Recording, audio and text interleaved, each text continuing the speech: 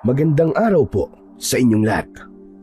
Ang kwentong inyong mapapakinggan ay tungkol sa magkapatid na sina Omar at Rico na tumakas mula sa sarili nilang baryo upang hindi sila maging aswang gaya ng mga naninirahan doon. Sa tulong ng dating manunugis na si Gabriel ay nakapagsimula ng panibagong buhay ang magkapatid. Ngunit hindi matahimik sina Omar at Rico dahil naiwanan nila ang kanilang mga magulang sa lugar na kanilang tinakasan. Hindi pa nga ba huli ang lahat para iligtas ng magkapatid ang kanilang mga magulang? Tutulungan kaya sila ni Gabriel, gayong matagal na nitong tinalikuran ang pagiging manunugis dahil sa mapait nitong karanasan. Ngunit bago ang lahat mga idol, huwag po nating kalimutan mag-subscribe at i-hit ang notification bell sa aking YouTube channel na The Voice Addict at Apong Isaac para sa mas marami pang makapigil hiningang kwentong aswang at katatakutan mula sa mundo ng kababalaghan. Umpisahan na po natin ang kwento. Bilisan nyo! Tumakas na kayong dalawa! Tumakbo kayo na mabilis! At huwag na kayong lilingon! Omar, ikaw na muna ang bahala kay Rico. Huwag mo siyang pababayaan, anak. Huwag niyong kakalimutan na mahal namin kayo ng tatay niyo. Pero, Nay, sumama na po kayo sa amin ni tatay sa pagtakas. Sama-sama na lang po tayo umalis dito, Nay. Hindi maaari. Paparating na sina Lucio.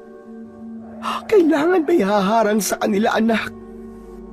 Nay, hindi po ba pwedeng kausapin niyo na lang si Lucio na ayaw niyo kaming maging aswang ni Kuya Omar? Ginawa na namin yon. Pero ang sabi ni Lucio ay kailangan gawin ng nakatakda. Kaya't sige na, umalis na kayo. Huwag kayong mag-alala. Susunod kami sa inyo ng tatay nyo. Mag-iingat kayo mga anak. Pero Nay, sinabi nang umalis na kayo. Umalis na kayo! Hindi na napigilan ng binatilyong si Omar ang pagluwa nang sumigaw na ang kanilang nanay. Dala ang isang bag na nakasukbit sa kanyang likod ay hinawakan niya sa braso ang nakababatang kapatid na si Rico at magkasama silang tumakbo patungo sa malawak na gubat sa likod ng kanilang kubo. Malamig ang hangin ng gabing yon, ngunit tagaktak ang pawis ni Omar sa muka dahil sa labis na tensyon na kanyang nararamdaman. Mabilis ang pagakbang nila ni Rico at sinuong nila ang masukal at madilim na kagubatan. Isinilang sina Omar at Rico sa isang baryo na pinamumunuan ni Lucio. Isa yung baryo na malayo sa mga tao. Lahat ng tao sa baryo na yon ay ginawang aswang ni Lucio upang umatake sa iba't ibang lugar. Galit sa mga tao si Lucio dahil itinakwil ito ng mga tao sa baryong pinanggalingan nito nang malaman na isa tong aswang. Kaya gumawa si Lucio ng isang baryo kung saan ito ang tinitingalang pinuno ng lahat. Makalipas ang ilang minutong pagtakbo ay biglang nadapa si Rico. Mabilis na dinaluhan ni Omar ang nakababatang kapatid at nakita niya ang dumudugong sugat sa tuhod nito. Ang laki ng sugat mo! Kaya mo pa bang tumakbo, Rico? Kaya ko pa, kuya. Malayo naman to sa bituke. Pero baka maubusan ka ng dugo, ah. Ano kaya kung bumalik na lang tayo kina nanay at tatay? Kuya, hindi na tayo pwedeng bumalik doon. Siguradong nandun na si Lucio para hanapin ka. Sandaling natigilan si Omar. Sa gabing yun kasi ay sasalinan siya ni Lucio ng pagiging aswang dahil 15 anyos na siya. Ngunit tutol ng mga magulang nila na maging aswang sila ni Rico. Alam ng mga magulang nila na isang malaking pagkakamali na nagpasakop sila kay Lucio. Araw-araw ay nagsisisi ang nanay at tatay nila kung bakit hinayaan ng mga ito na maging aswang ang mga ito, gaya ni Kalusyo. Marahang tumayo si Rico at sa kabila ng sugat sa tuhod ay nakita ni Omar ang katatagan nito. Tara na kuya, tumakbo na tayo. At baka malaman pa ni Kalusyo na nandito pa tayo. Sigurado ka bang kaya mo, Rico? Kahit hindi ko kaya, ay kailangan kong kayanin kuya. Tara na! Nauna nang tumakbo si Rico kay Omar. Makalipas ang ilang segundo, ay sumunod na si Omar kay Rico hanggang sa magkasabay sila sa pagtakbo.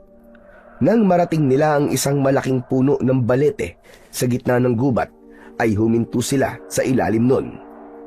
Luminga si Omar sa paligid, unti-unting bumangon ng takot sa dibdib niya. Mabuti na lang at bilog ang buwan dahil kahit papano ay may naaaninag sila sa paligid. Dito na muna tayo, Rico. Ang sabi ni nanay ay dito natin sila hihintay ni tatay, di ba? Wala bang pagkain at tubig dyan sa bag mo kuya? Medyo nagugutom na kasi ako eh. Talagang pagkain pa rin ang iniisip mo sa sitwasyon natin ngayon, Rico. Pambihira ka. Mamaya ka na kumain kapag nandito na si nanay. Ang layo kaya ng tinakbo natin. Malamang ay magugutom ako. Sana naman ay sumunod kagad si nanay at tatay. Saan ba kasi tayo pupunta kuya? Hindi ko pa alam, Rico eh.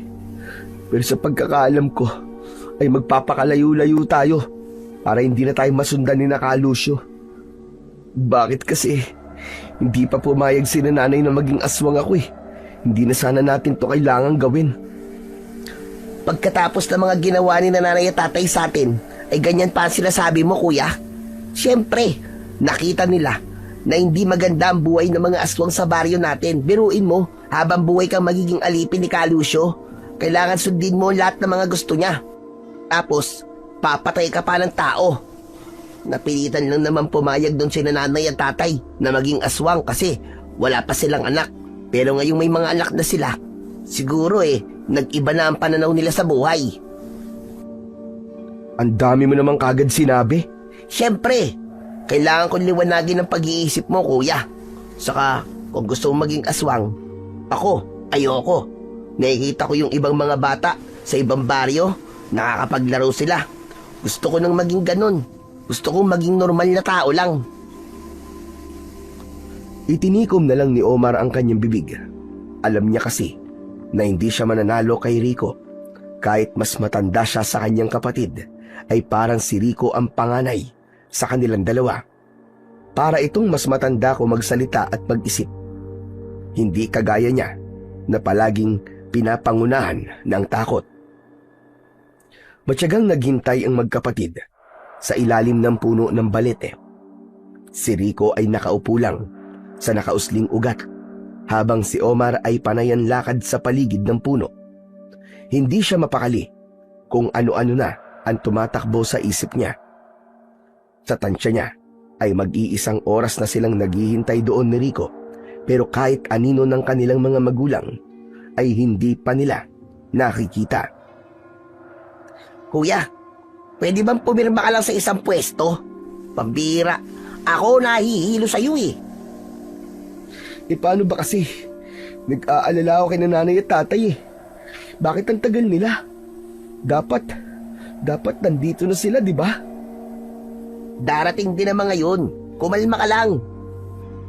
Hanip, ibang klase ka rin no? Nagagawa mong kumalma habang hindi natin alam kung ano na nangyayari sa mga magulang natin? Hindi ko naman kasi mapipigilan ang pagkalam ng sikmura ko, kuya. Sa nagugutom na ako eh. Magsasalita pa sana si Omar nang may makita silang mga liwanag mula sa sulo ng apoy na papalapit sa kanilang kinaroroonan. Napatayo si Rico at tumawak sa braso niya. Kuya, nandiyan na yata ang mga alagad ni Kalusyo. Hinahanap na nila tayo. Tara na, tumakas tayo dito. Pero ang sabi ni nanay ay dito natin sila hintayin ni tatay. Hindi ka talaga nag-iisip kahit kailan kuya eh. Kapag naabutan tayo ng mga yan, paniguradong sasaktan nila tayo. Tara na kasi! Nang sandaling yon, ay mabilis na bumalik sa alaala ni Omar ang isang binatilyo sa baryo na nagtangkang tumakas dahil ayaw maging aswang. Hindi nagtagumpay ang binatilyo sa pagtakas at nahuli yun ni Lucio. Patiwarik na itinali ang binatilyo sa isang puno at hinayaang magutom hanggang sa mamatay. Dahil doon ay nagdesisyon siyang sundin si Rico kahit labag yun sa kanyang kalooban. Sabay silang tumakbo ng mabilis palayo sa mga aswang na papalapit sa kanilang kinaroroonan. Nang lumingon sila, ay nabanaag na nila ang anino ng mga aswang na siguradong naghahanap nga sa kanila. Kailangan muna nating magtago, kuya. Kapag nagpatuloy tayong tumakbo, ay siguradong makikita lang nila tayo. Ayun, doon. Doon tayo magtago.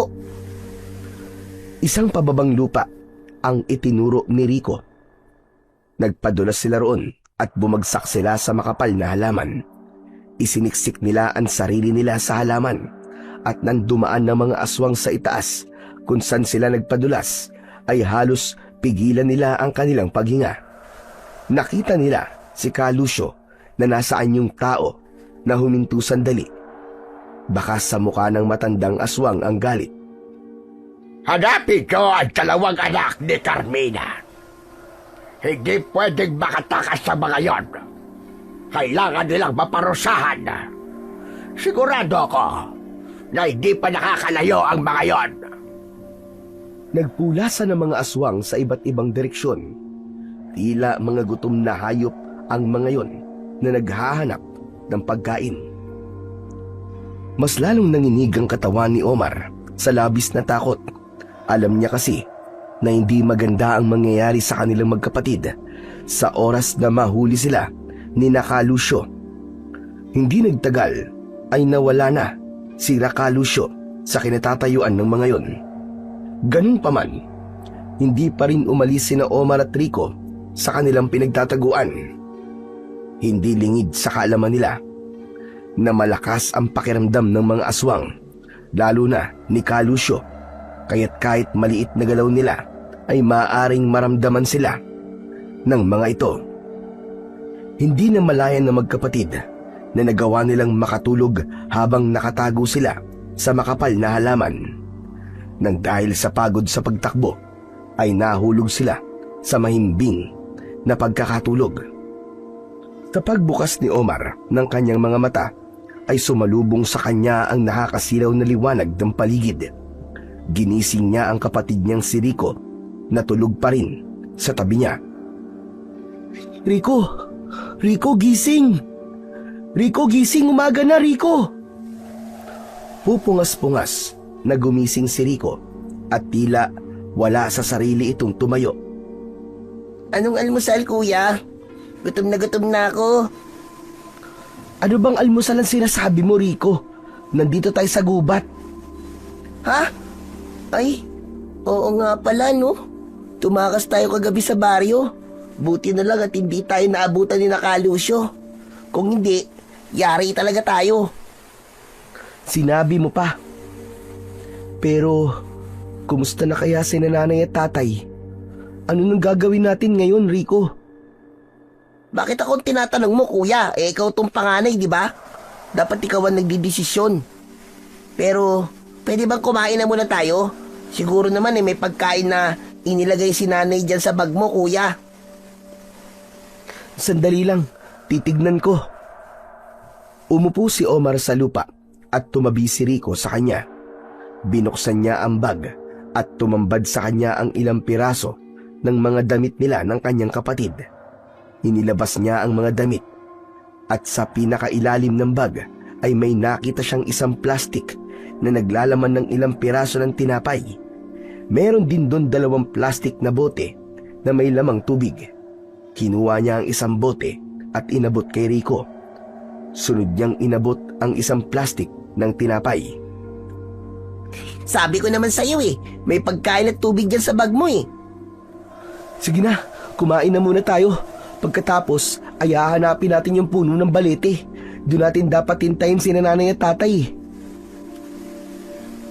Nagsimula na silang kumain. Napatulala si Omar at bumalik sa alaala niya ang mga nangyari nung nakaraang gabi. Sa totoo lang, gaya ni Rico, ay ayaw niya ring maging aswang. Ayaw niyang pumatay ng tao at gawing pagkain ang mga ito. Ano na kaya nangyari kina nanay at tatay? Sana naman ay hindi sila sinaktan ni Nakalusyo.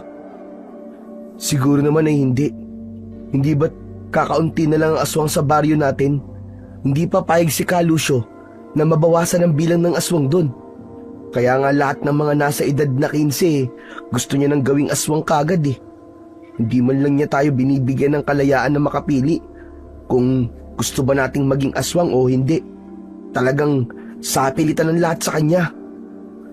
Matapos nilang kumain, ay agad na naganda sina Omar at Rico upang hanapin ang puno ng balete sa gitna ng gubat. Tahimik silang naglakad, maliwanag ang araw at payapa ang paligid. Ngunit habang lumalalim ang kanilang paglalakad, ay unti-unting nagbabago ang itsura ng paligid. Hanggang sa napansin ni Omar na hindi na siya pamilyar sa kanilang nilalakaran. Rico, naliligaw na ba tayo? Aba, malay ko kuya. Hindi ba ikaw ang nakakaalam ng daan dito? Kasi Rico, parang naliligaw na tayo eh. Hindi ko na alam tong lugar na to eh. Hindi ko na maalala kung saan ang daan pabalik sa puno ng balete. Ano? Bakit ngayon wala sinabi? Ano ba naman yan, kuya? Pwede bang wag mo na akong sisihin? Hindi ba tumakbo tayo kagabi nang hindi natin alam kung saan tayo pupunta? Nawala na tayo sa tamang daan, kaya hindi ko na maalala kung paano tayo makakabalik sa puno ng balete. O sige, ganito na lang ang gawin natin, kuya. Maglakad-lakad na lang tayo at sigurado ko na makikita natin ulit ang daan papunta sa puno ng balete. Nagpatuloy ang magkapatid sa paglalakad. Pero habang tumatagal ay paulit-ulit silang umiikot sa parehong lugar. Lumipas ang mga oras hanggang sa nagsimula ng bumaba ang araw. Napalitan ng dilim ang liwanag at nagsimulang lumamig ang hangin. Hindi na nila makita kung nasaan ang puno ng balete. Kahit saan sila dumaan ay hindi pa rin nila makita ang tamang daan. Hindi na kinaya ni Omar ang lahat, kaya napaluhod na siya sa lupa at umatungal ng iyak. Mabilis siyang nilapitan ng kapatid niyang si Rico at tinakpan ito ang bibig niya gamit ang mga kamay. Kuya, ano ka ba? Huwag kang maingay. Iyak ka pa ng iyak eh. Anong gagawin ko? Sa gusto kong umiyak eh. Nakita mo nang naliligaw na tayo eh. Hindi na natin makita ang daan pabalik dun sa balete. Tapos wala na tayong pagkain at inumin. Ikaw kasi kuya eh. Inubos mo kagad yung tinapay at tubig natin eh. Malay ko ba na maliligaw tayo? Akala ko'y makakabalik kagad tayo dun sa puno ng balete at makikita natin si nanay at tatay eh. Nagpatuloy sa pag-iyak si Omar. Mas lalo pa niyang nilakasan ang kanyang pag-atungal. Sige lang kuya. Lakasan mo pa ang pag-iyak mo. Lakasan mo, itodo mo. Yung siguradong maririnig ka ng mga aswang. Ano? Anong aswang ang sinasabi mo? Talagang nagtatanong ka pa. Hindi ba't hinahanap tayo ni Nakalusyo? Malamang hanggang ngayon ay hinahanap pa rin nila tayo. Hindi susuko mga yon hanggang sa mahuli nila tayo at maparusahan. Huminto sa pag-iyak si Omar at may takot siyang tumayo. Oo nga pala. Tama ka, Rico. Sa tingin mo ba ay may aswang na nakarinig sa pag-iyak ko? Sa lakas ng pag-atungal mo kanina, malamang hindi lang aswang ang nakarinig sa'yo, kundi pati na mga tikbalang, kapre at iba't ibang mga labang lupa dito sa gubat. Napayuko si Omar nang dahil sa kahihiyan. Napagtanto niya na dapat sa kanilang dalawa ni Rico ay siya ang nakakapag-isip ng tama. Siya ang dapat na mas matapang dahil siya ang panganay. Pero kabaligtaran ang nangyayari dahil si Rico ang mas matapang kaysa sa kanilang dalawa at ito ang mas nakakapag-isip ng tama. Alam ko na natatakot ka ngayon, kuya. Pero nakalimutan mo na ba at sinabi ni na nanay at tatay kapag natatakot tayo? Isipin natin na nasa likod lang natin ng Diyos na hindi niya tayo pababayaan. Tama ka, Rico. Hindi dapat ako pangunahan ng takot. Huwag ka mag-alala. Dahil simula ngayon ay magiging matapang na ako para sa ating dalawa. Wala nang bagay o nilalang na magiging dahilan para matakot ako. Pagkatapos yung sabihin ni Omar, ay isang nakakatakot na pag-angil ang kanilang narinig sa kung saan. Mabilis na napayakap si Omar kay Rico habang nanginginig ang kanyang buong katawan. Lumingalinga siya sa paligid. Nanay ko po! Ano yun, Rico? Ikaw naman talaga, kuya, oh. Kasasabi mo lang na hindi ka na matatakot eh. Ano ba kasi yun? Hindi ako sigurado, kuya. Pero mukhang aswang yun. Ano ka mo, aswang? Ibig sabihin nahanap na tayo ni Nakalusyo. Hanggang sa isang aswang ang biglang sumulpot sa kanilang harapan. Matangkad yun, payat at may mahahabang kuko. Nakangisi ang aswang habang unti-unting lumalapit sa kanila. Rico, tama ka, aswang nga. Ano nang gagawin natin? Wala tayong ibang dapat gawin, kuya, kundi ang tumakbo. Tara na! Nang sabihin yun ni Rico, ay agad na hinila ni Omar ang kamay ni Rico at sabay silang tumakbo sa makapal na damuhan. Hindi niya binitiwan ang kamay ng kapatid habang pilit nilang nilalayuan ang nilalang na mabilis ding tumatakbo sa kanilang likuran. Nagpalipat-lipat sila ng daan. Lumusot sila sa makakapal na halamanan at tumalon sa mga bato hanggang sa matagumpay nilang nailigaw ang aswang. Ngunit kahit wala na ang aswang na humahabol sa kanila, ay patuloy pa rin silang tumatakbo sa takot na baka nasa paligid pa rin ito. Sa gitna ng pagtakbo ay bigla silang nakalabas sa gilid ng gubat at natanaw nila ang isang baku-bakong kalsada. Kahit paano ay nakakita ng pag-asa si Omar, ngunit ang nasa gitna na sila ng kalsada ay isang sasakyan ang biglang sumulpot at hindi nila yun nagawang iwasan. Bumangga sa magkapatid ang sasakyan. Bumagsak ang magkapatid at wala nang naalala pa si Omar sa mga sumunod na nangyari dahil nawalan siya ng malay. Ang buong akala ni Omar ay katapusan na nila ni Rico. Kaya naman, hindi siya makapaniwala nang bigla siyang magising habang nakahiga sa isang matigas na papag. Iginala niya ang paningin sa paligid. Nasa loob siya ng hindi pamilyar na kubo. Napansin niya ang benda sa kanyang kaliwang braso. Nang hawakan niya ang kanyang ulo, ay doon niya nalaman na meron din siyang benda roon. Pinilit bumangon ni Omar. Kinabahan siya sapagkat hindi niya nakita si Rico sa kanyang tabi. Naupo siya sa gilid ng papag. Hindi muna siya gumalaw dahil biglang umikot ang paningin niya at sumakit ang kanyang buong katawan. Rico? Rico, nasan ka? Rico? Biglang pumasok si Rico sa kubo at ngumiti ito ng malaki pagkakitang gising na siya. Lumapit si Rico sa kanya at napansin niya na wala itong kahit isang sugat. Mabuti na lang at gising ka na, kuya. Kumusta na ang pakiramdam mo? Medyo masakit pa ang katawan ko. Tapos parang nahihilo ko. Ikaw, bakit parang wala kang kasugat-sugat? Hindi ba nabangga tayo ng sasakyan? Hindi ko nga rin alam, kuya eh. Siguro, mas magaling lang ang guardian angel ko kaysa sa'yo. Sandali. Nasaan ba tayo? Saan lugar to? Dito ka lang, kuya. Sa ako nasasagutin ang tanong mo. Tatawagin ko lang si Kuya Gabriel para malaman niyang gising ka na. Ha? Sinong Kuya Gabriel? Basta, makikilala mo rin siya. Saglit lang. Magsasalita pa sana si Omar, pero mabilis nang lumabas si Rico ng kubo. Narinig niya ang pagtawag nito sa pangalang Kuya Gabriel. Patuloy na iginala ni Omar ang mata sa kabuuan ng kubo. Meron yung isang kwarto. Ang papag na kinahihigaan niya ay nasa sala. Lupa ang sahig ng buong kubo. May isang lamesa at 2 upuan.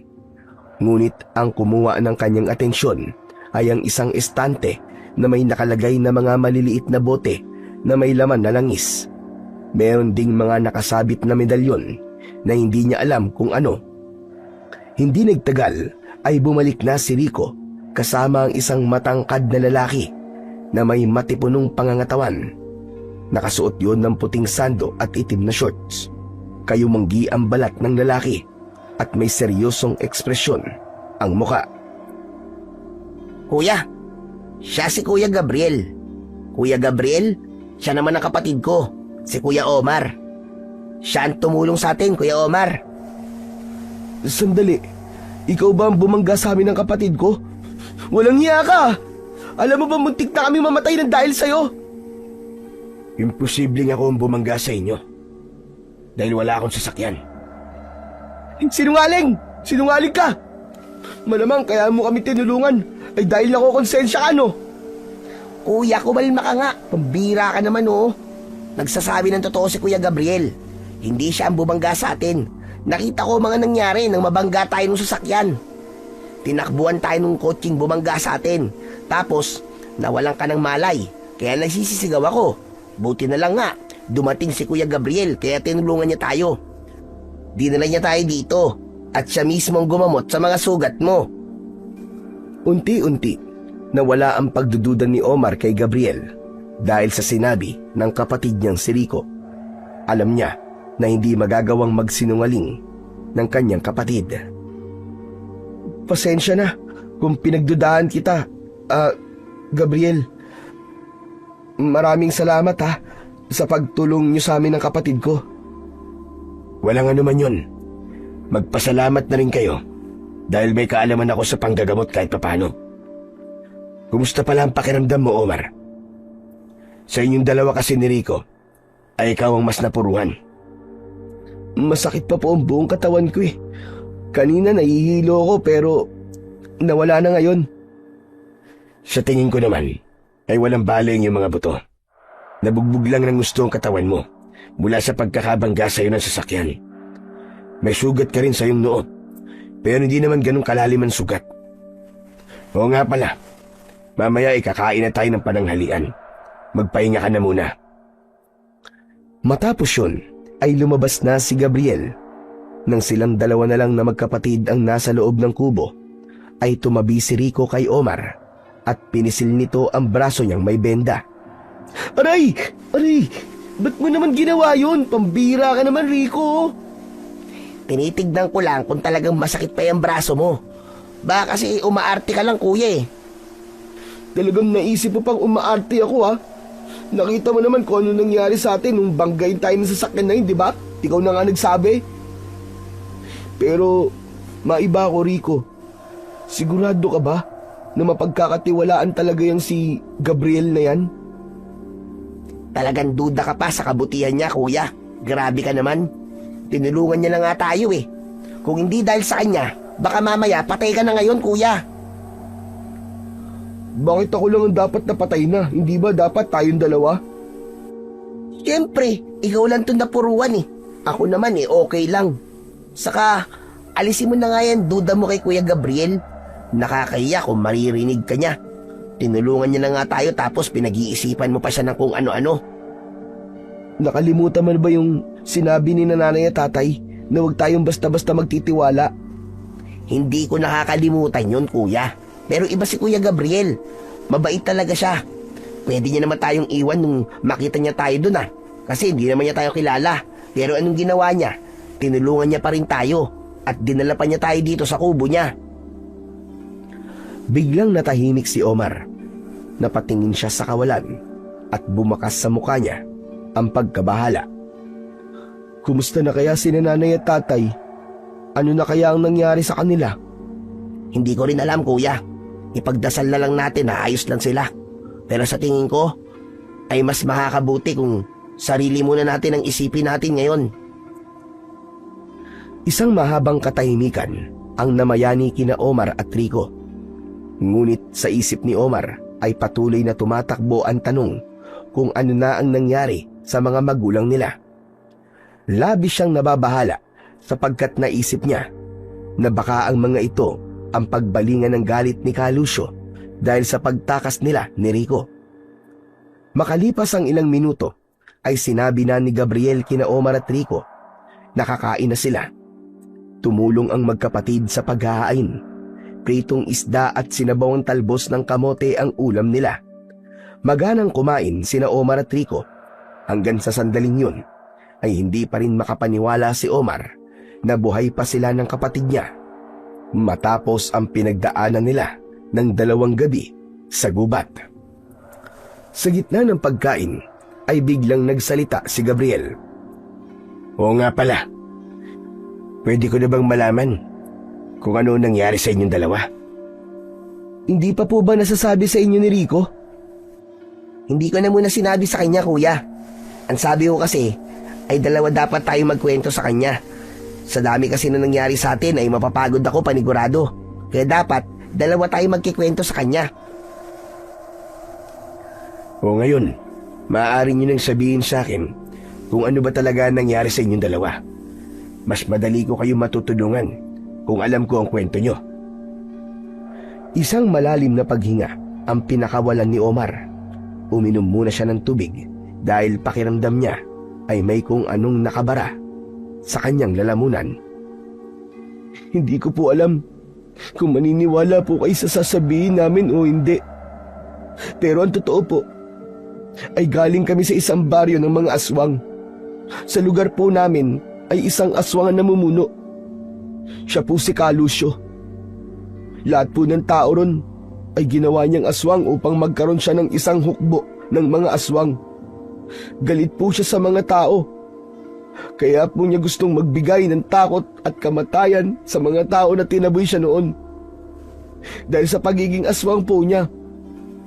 Kung ganon, ay aswang din kayong dalawa. Hindi po, Kuya Gabriel. Hindi po kami aswang ni Kuya. Pero ang sabi ni Omar ay galing kayo sa isang lugar kung saan lahat ng nakatira ron ay mga aswang. E di mga aswang din kayo. Oo nga po, galing nga po kami doon. Pero yung mga may edad lang po na 15 pababa ay hindi pa po mga aswang. Nagiging aswang lang po sila kapag umidad na po ng 15 pataas. Yun po kasi ang edad ko. Kaya nakatakda na po akong maging aswang sana. Gagawin na po akong aswang ni Calusio. Pero ayaw po ng mga magulang namin na maging aswang kami kaya tinatakas po nila kami kaya lang po. Naligaw po kami sa gubat kung saan kami kikitain ng mga magulang namin. May isang aswang po ang nakakita sa amin. Hinabol niya po kami hanggang sa makalabas po kami ng gubat at doon na po kami nabangga. Hindi agad nakapagsalita si Gabriel matapos magkwento ni Omar at Rico. Tila pinoproseso pa nito ang mga sinabi ng magkapatid. Medyo nabahala naman si Omar sa pananahimik ni Gabriel. Kung hindi po kayo naniniwala, ay hindi po namin kayo pipilitin. Alam ko po na mahirap po talagang paniwalaan na nangyari sa aming magkapatid. Mali ang iniisip mo, Omar. Naniniwala ako sa kwento nyo at naniniwala ako sa mga aswang. Kung hindi nyo na itatanong, ay mula ako sa pamilya ng mga manunugis. Ako ang natitira sa lahi namin dahil inubos na ng mga aswang ang buong pamilya ko dahil sa malaki kaming banta sa kanila. Ano pong manunugis? Ang mga manunugis ay mga taong may malaking kaalaman at kakayahan sa pakikipaglaban at pagpatay sa mga aswang. Alam namin kung anong kahinaan nila at kung paano sila mabilis na manatalo o mapapatay. Ngunit matagal ko nang tinalikuran ng pagiging manunugis. Simula ng patayin ng mga aswang ang aking pamilya, ay tinalikuran ko na ang mga bagay na yan. Mas malungkot po pala ang nangyari sa inyo, Kuya Gabriel. Sigurado po na napakasakit po na pinatay ang buo niyong pamilya. Nakikiramay po kami. Masakit talaga, Rico. Dahil kailangan kong mabuhay na mag-isa. Pero kahit paano, ay natanggap ko na ang pangyayaring yon. Medyo matagal na rin kasi nang patayin ng mga aswang ang aking pamilya. O sige, bumalik tayo sa inyong dalawa. Kung ganun pala, ay hindi na kayo pwedeng bumalik sa lugar nyo. Opo, Kuya Gabriel. Kaya kakapalan ko na po ang mukha ko ngayon. Makikiusap sana ako na baka pwedeng dumito po muna kami sa bahay nyo. Mangyaring wala po kasi talaga kaming pupuntahan eh. Hindi nyo na kailangan makiusap sa akin. Dahil bukas ang bahay ko para sa inyong dalawang magkapatid. Kahit hanggang kailan nyo gusto. Hindi ko kayo maaaring pabayaan. Dahil naniniwala akong may dahilan kung bakit ako nakakita sa inyong dalawa. Huwag kayong mag-alala. Tutulungan ko kayo sa abot ng aking makakaya. Naluluwang napangiti si Omar. Hindi niya akalain na may taong kagaya ni Gabriel na handang tumulong sa mga taong hindi nito kilala nang walang hinihinging kapalit. Nang sandaling yon ay naging buo na ang tiwala ni Omar kay Gabriel. Naramdaman niya ang kabutihan ng puso ng binata at ang malinis nitong hangarin sa kanila ng kanyang kapatid. Sa paglipas ng mga araw ay unti-unting nasanay sina Omar at Rico sa buhay sa bahay ni Gabriel. Maaga silang gumigising upang tumulong sa mga gawaing bahay. Hindi sila inubliga ni Gabriel na kumilos. Pero para kina Omar at Rico ay yun lamang ang paraan upang makaganti sila sa kabutihan nito. Nag-iigib sila ng tubig, naglilinis ng paligid at naghahakot ng kahoy na panggatong. Sa likod ng bahay ay may maliit na kulungan ng mga manok na siyang pangunahing pinagkakakitaan ni Gabriel. Sama-sama nilang pinapakain ang mga ito tuwing umaga at hapon. Hindi man nila kadugo si Gabriel, ay naging magaan ang pakikitungo ni Gabriel sa magkapatid. Kapag tapos na ang gawain, ay binibigyan sila ni Gabriel ng sapat na oras upang makapagpahinga. Sabay-sabay silang kumakain na parang isang tunay na pamilya. Sa katahimikan ng lugar na yon, ay pansamantalang nakalimutan ni na Omar at Rico ang bangungot ng baryong kanilang tinakasan.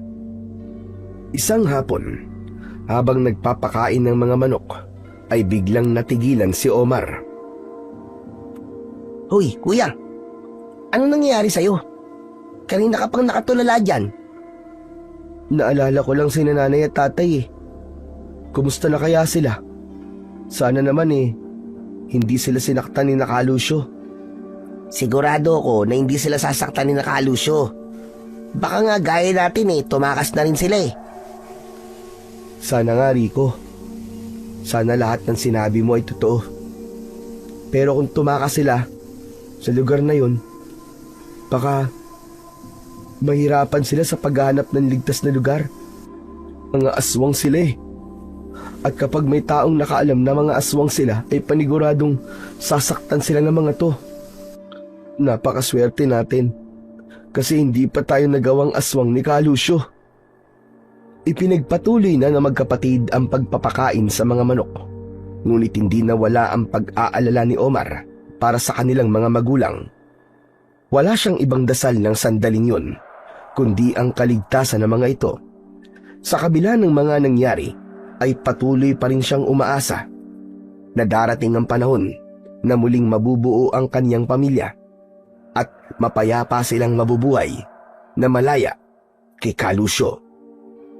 Kinagabihan, matapos maghapunan at maghugas ng mga pinagkainan, ay naupo si Omar sa labas ng bahay ni Gabriel. Meron dong upuang gawa sa kawayan na nasa ilalim ng puno ng mangga.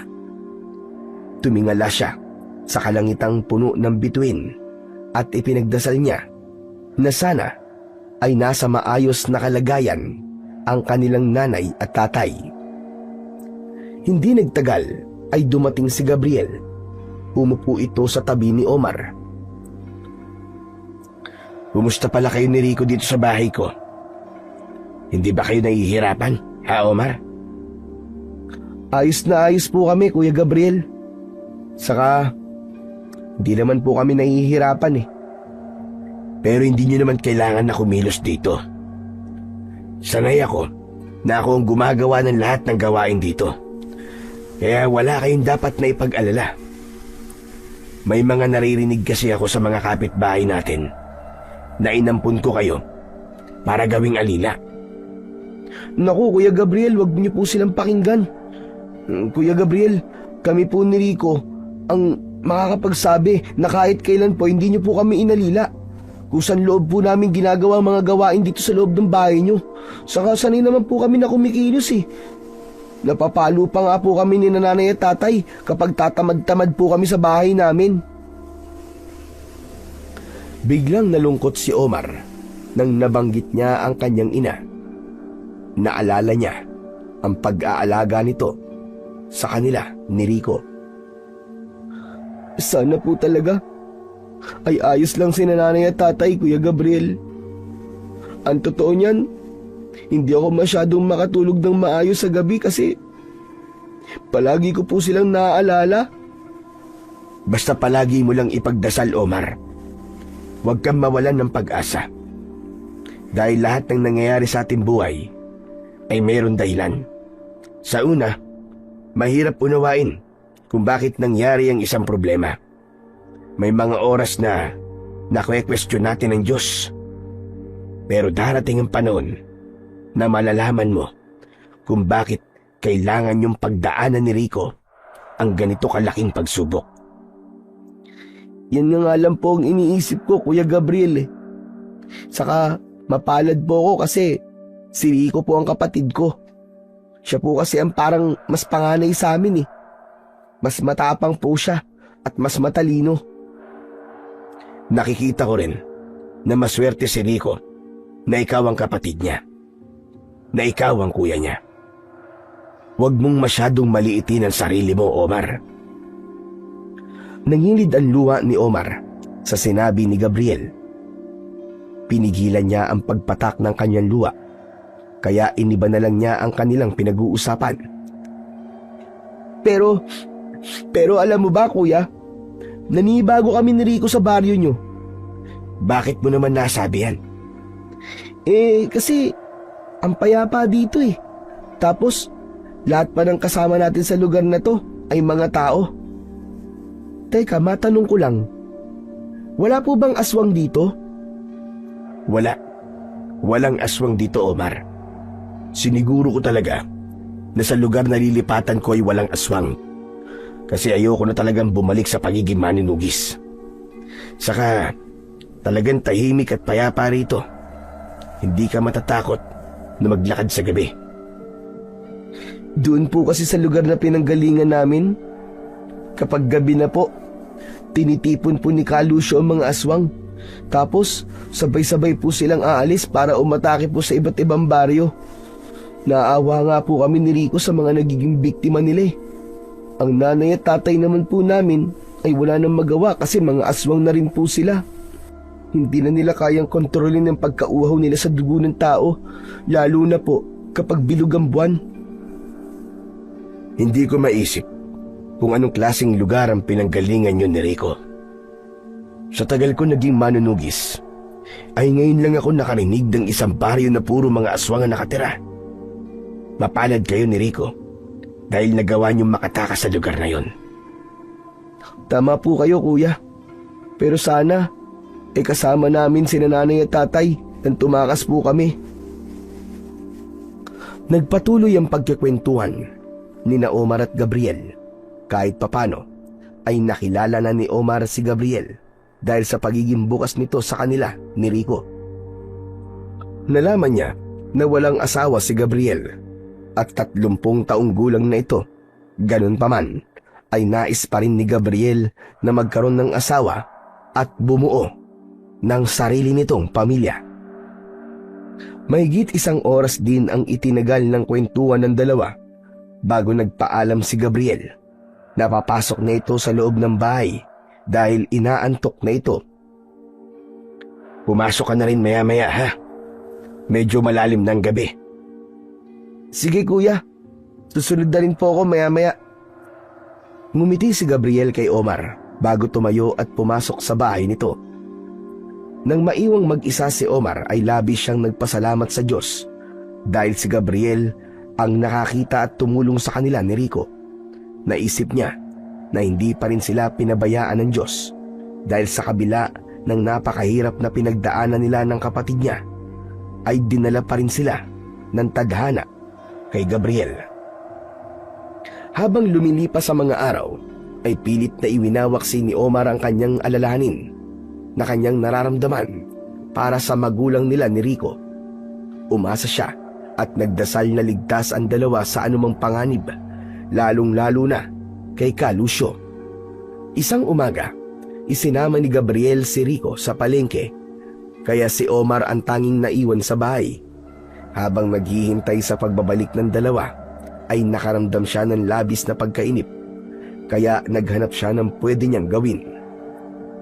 Tumingin-tingin sa paligid si Omar at napansin niyang maalikabok na ang estante na naroon. Nako, mukhang kailangan na nito ng linis Kaya siguro bahing kami ng bahing kasi pulapol na ng alikabok ang mga gamit ni Kuya Gabriel Kumuha ng basahan si Omar at yun ang ginamit niya na pampunas ng mga gamit na nasa estante. Nang matapos siya sa paglilinis doon, ay pumasok siya sa silid ni Gabriel at pinunasan din niya ang mga gamit na naroon. Lalabas na sana siya nang mapansin niya ang isang kahon na gawa sa kahoy na nasa ilalim ng papag. Yumuko siya at hinila ang kahon. Isa yung may kahabaang kahon na medyo luma na. Napuno ng kuryosidad si Omar kung ano ang nasa loob ng kahon. Sinabi niya sa sarili na hindi naman niya papakialaman kung ano ang nasa loob ng kahon, bagkus ay titignan lang niya. Marahang binuksan ni Omar ang kahon. Napasinghap siya nang malaman na iba't ibang sandata ang naroon. May itak na may kakaibang hugis, isang buntot ng pagi, mga patalim na parang sinauna, at meron ding mga medalyon na may mga nakaukit. Ito siguro ang ginagamit dati ni Kuya Gabriel nung manunugis pa siya ng aswang. Ilang aswang na kaya ang napatay niya gamit ang mga to? Nang dahil nasa mga bagay na nasa loob ng kahon ang atensyon ni Omar, ay hindi niya namalayan na dumating na pala sina Rico at Gabriel. Napapitlag na lang siya nang marinig ang malakas na boses ni Gabriel sa kanyang likuran. Omar, anong ginagawa mo? Bakit ka nakikialam sa mga gamit ko? Kuya, nililinis ko lang naman po. Tapos nakita ko po to. Kung naglilinis ka lang, ay hindi mo na sana yan binuksan pa. Lumapit si Gabriel kay Omar. Isinarado nito ang kahon at ibinalik sa ilalim ng papag. Sorry Kuya Gabriel Tinignan ko lang naman yung mga gamit na nasa loob ng kahon Hindi ko alam na iyon pala yung laman nun. Pero sumpaman kuya, hindi ko hinawakan ng mga yun. Tinignan ko lang talaga. Tumingin si Gabriel kay Omar. Unti-unting nawala ang inis sa muka ng binata. Pasensya ka na rin kung nasigawan kita. Ang mga gamit na yun, matagal ko na silang kinalimutan. Kaya ayoko na sanang makita pa ang itsura ng mga yon. Sorry talaga kuya. Hayaan niyo po at hindi ko na po uulitin. Pero kuya, hindi ba gamit mo ang mga yon nung manunugis ka pa? Kung ayaw mo nang makita ang mga yon, bakit tinatago mo pa?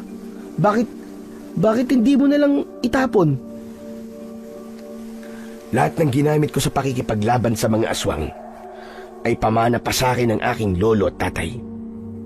May sentimental na halaga ang mga yun sa akin. Kaya hindi ko sila kayang itapon na lang ng basta-basta. Isa pa, naisip ko rin na darating ang araw na may pagbibigyan ako o pamamanahan ng mga gamit na yon. Isang tao na maaaring maging tagapagtanggol laban sa mga aswang. O sige na, tulungan mo na muna si Rico sa pag-aayos ng mga pinamili namin. Hindi ka na ba galit sa akin, kuya? Hindi na, Omar. Basta wag mo na lang uulitin. Pangako po, kuya. Hindi na po ako makikialam ng mga gamit mo. Sorry po ulit. Nagmamadaling lumabas si Omar ng silid ni Gabriel. Nakita niya si Rico sa kusina na abala sa paglalabas ng mga gulay mula sa bayong.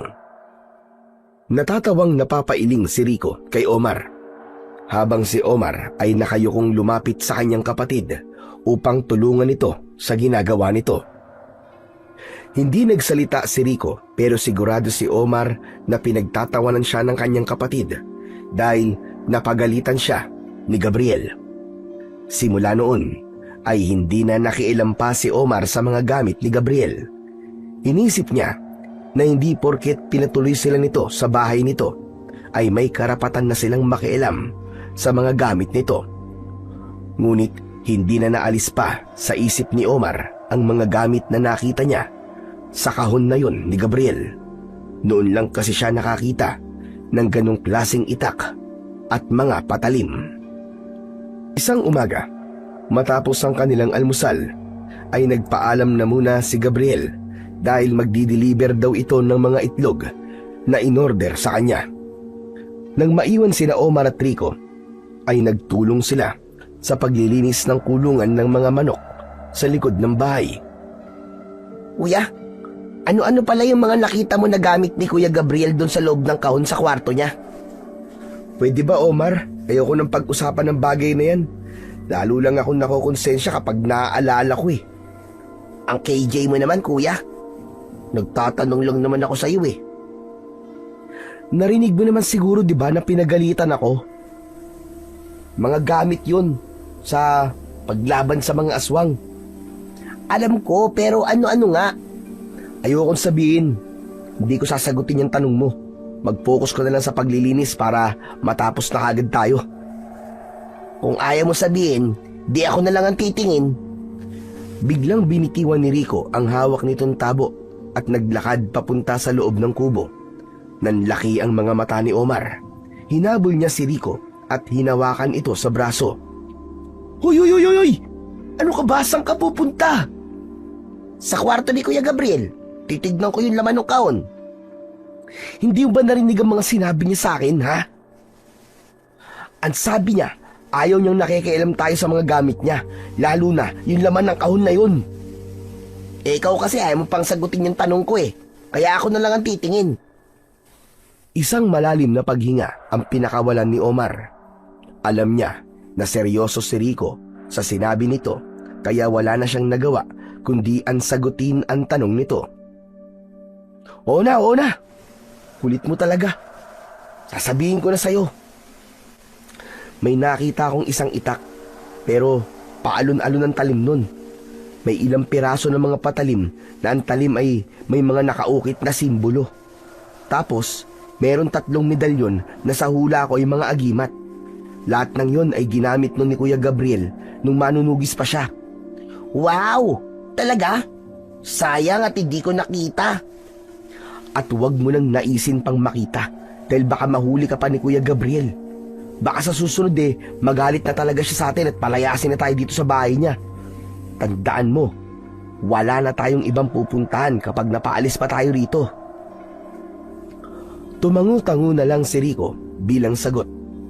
Bumalik na ito sa paglilinis ng kulungan ng mga manok, habang si Omar naman ay nakahinga ng maluwag dahil nagawa niyang pigilan si Rico sa balak nitong makialam sa kahon ni Gabriel.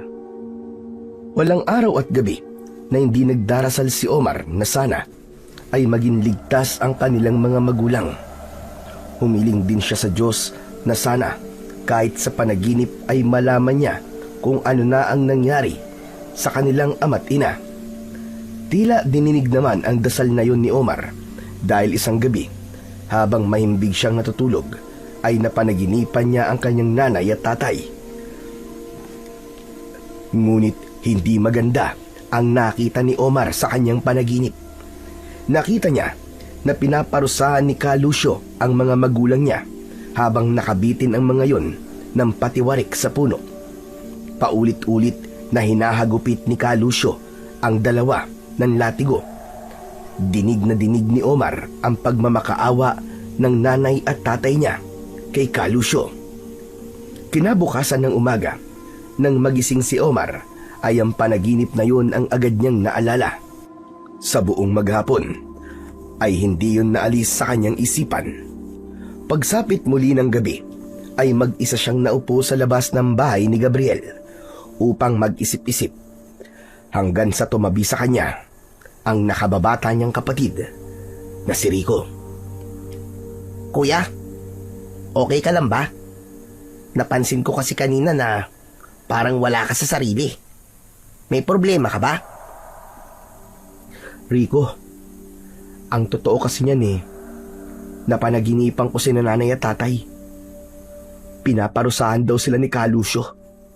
Seryoso ka ba, kuya? Kasi napanaginipan ko rin sila kagabi. Gaya rin ng panaginip mo, pinaparusahan din sila ni Kalusyo. Nakabitin daw sila sa puno ng patiwarik habang hinahampas ni Kalusyo ng latigo. Rico, ganyan na ganyan nga ang panaginip ko. Kinabahan tuloy ako Baka kung ano na nangyayari sa kanila, Rico. Ako nga rin, kuya Baka masamang pangitain yung panaginip natin. Tapos, magkapareho pa. Alam mo, kuya, kanina ko pa iniisip na ano kaya kung hingin natin ng tulong ni Kuya Gabriel. Ano sa tingin mo? May pagtatakang napatingin si Omar kay Rico.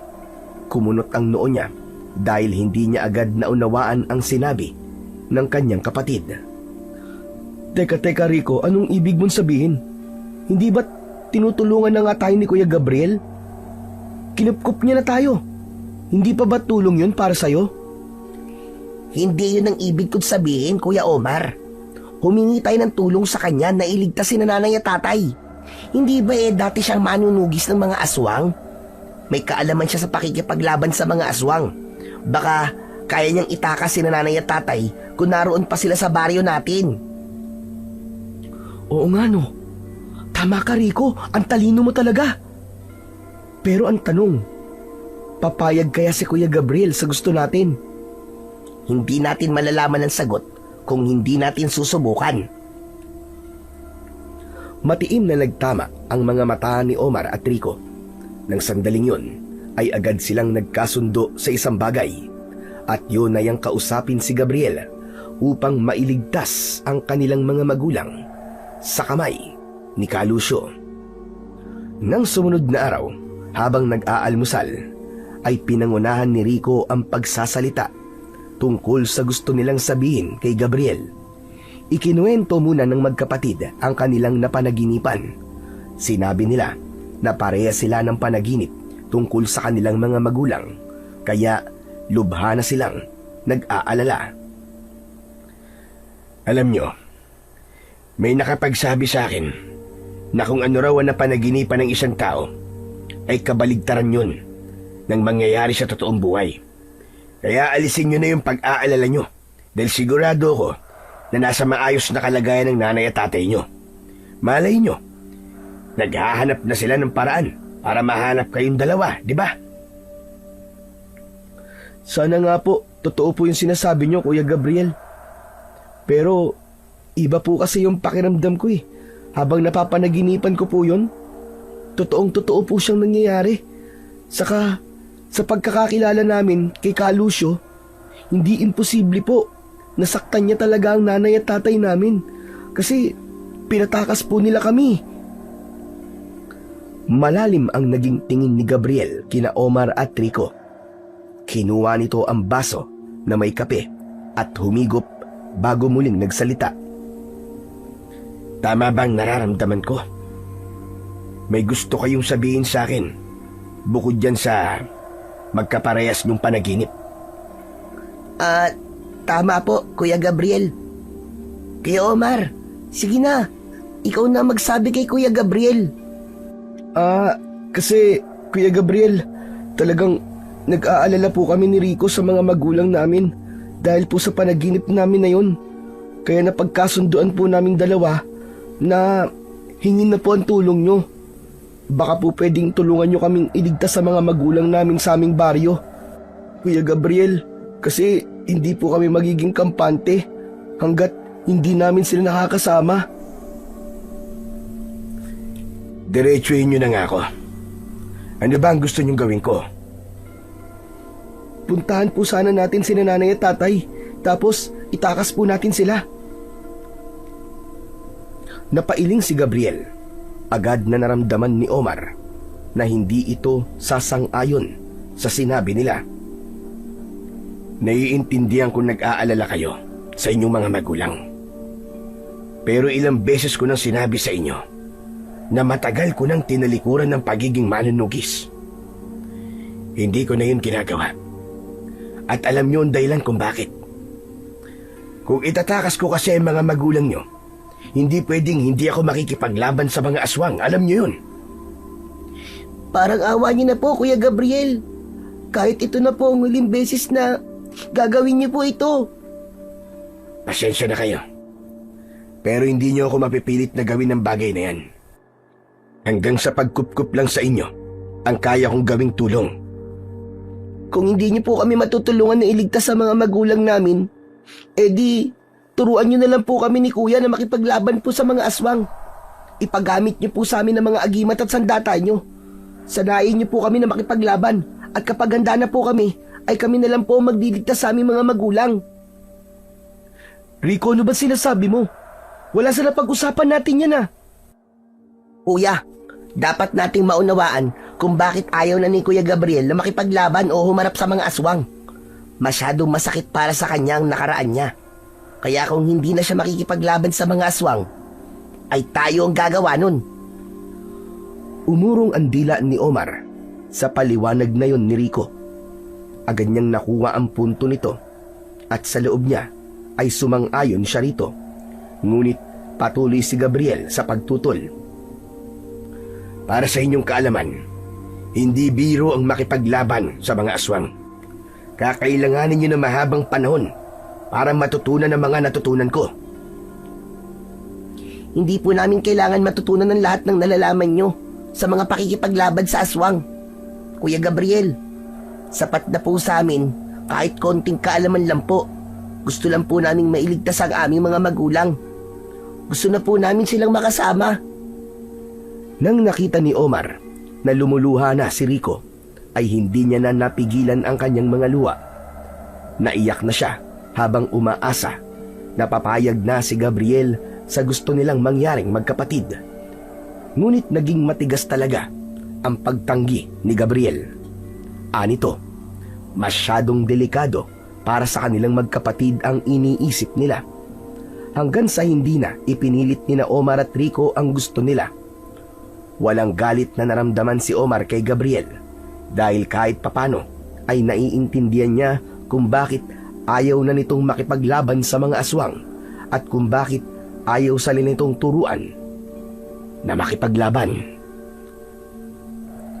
Tuluyan ang tinanggap ng magkapatid na malinaw ang pagtutol ni Gabriel sa plano nila na balikan ang baryong tinakasan nila upang iligtas ang kanilang mga magulang. Ngunit hindi natinag ang magkapatid. Nagkasundo sila na kung hindi sila tutulungan ni Gabriel, ay sila na lang ang kikilos upang maisagawa ang plano nila. Tuwing hapon, matapos ang mga gawain sa bahay, ay pumupunta sila sa likod ng bahay na dala ang dalawang matitibay na patpat na mistulang espada. Doon sila nagsasanay sa pakikipaglaban. Naisip nila na wala na silang aasahan sa pagliligtas sa kanilang mga magulang, kundi ang isa't isa. Minsan, habang abala ang dalawa sa kanilang pagsasanay, pinapanood sila ni Gabriel. Tahimik lang ito habang pinagmamasdan ang seryoso at determinadong muka ni na Omar at Rico. Hindi sila nito pinigilan sa kanilang ginagawa, pero wala rin itong sinasabi. Hanggang isang gabi, sa gitna ng kanilang hapunan, ay kinausap sila ni Gabriel tungkol sa pagsasanay na kanilang ginagawa. Ilang araw ko na kayong nakikitang nagsasanay sa pakikipaglaban. Ginagawa niyo ba yun? Dahil Gusto nyo na kayong dalawa na lang ang magtungo sa inyong lugar at iligtas ang inyong mga magulang? Tama po kayo, kuya. Kailangan po may kaalaman kami sa pakikipaglaban kahit papano kapag bumalik na po kami sa baryo namin. Ano ba talaga ang dahilan nyo? At bakit gusto nyong iligtas sa mga magulang nyo? Kahit alam nyo na malaki ang posibilidad na hindi kayo magtatagumpay. Hindi ba't mga aswang na sila? Isa pa, talaga bang babalik kayo sa isang lugar na tinakasan nyo na? Wala po kaming ibang gusto sa ngayon kundi ang mailigtas po ang mga magulang namin. Opo, alam po namin na aswang na po sila. Alam din po namin posibleng wala ng paraan para maging tao ulit sila. Pero sila pa rin po ang nanay at tatay namin kahit bali-baligtarin man po ang mundo. Nung pinatakas po nila kami, hindi sila nagdalawang isip kahit na alam po nila na mapapahamak sila. Inilagay po nila ang kapahamakan sa sarili nila para lang po makaligtas kami magkapatid. Kung hindi po namin susubukang iligtas sila, para na rin sinabi namin na wala silang halaga sa amin at ang sakripisyong ginawa nila para sa amin. Hindi man po kami magtagumpay, maganda po na alam namin sa sarili naming paraan na sinubukan namin kahit papano na iligtas sila. Isang mahabang katahimikan ang namagitan sa tatlo. Tinitigan sila ni Gabriel ng matagal na parabang may bumabagabag dito. Maya-maya ay isang malalim na paghinga ang pinakawalan ng binata. Uminom muna ito ng tubig bago muling nagsalita. Sige, pumapayag niya akong turuan kayo ng aking nalalaman sa pakikipaglaban sa mga aswang. Talaga po? Totoo po ba yung sinasabi nyo, Kuya Gabriel? Oo naman. Nakita ko kasi ang determinasyon yung dalawa. At alam ko na kahit hindi ko kayo turuan, ay babalik pa rin kayo sa inyong lugar upang iligtas ang inyong mga magulang. Hindi kaya ng konsensya ko na hayaan kayong sumabak sa isang laban na wala kayong alam. Maraming salamat po, Kuya Gabriel. Napakalaking tulong po ng gagawin yung pagtuturo sa amin. Walang anuman. Kaya bukas na bukas din ay maganda kayo dahil sisimulan ko na kagad ang pagsasanay sa inyong dalawa. Masayang nagkatinginan sina Omar at Rico. Hindi akalain ni Omar na magbabago pa ang isip ni Gabriel. Doon nila napatunayan na talagang napakabait nitong tao para ibahagi nito sa kanila ang nalalaman nito sa pakikipaglaban sa mga aswang. Kinabukasan ng umaga, matapos mag-almusal, ay pinagpahinga muna ni Gabriel sina Omar at Rico. Makalipas ang ilang sandali, ay tinawag sila ni Gabriel sa likod ng bahay. Agad nilang napansin ang kahon kung saan nakalagay ang mga gamit ni Gabriel sa pakikipaglaban sa mga aswang. Nakapatong yon sa lamesang gawa sa tabla. Lumapit ang magkapatid kay Gabriel. Marahang binuksan ni Gabriel ang kahon at tumambad sa magkapatid ang laman nun. Alam ko na nakita mo na to, Omar. At ito naman ang unang beses na nakita mo ang laman ng kahon na to, Rico.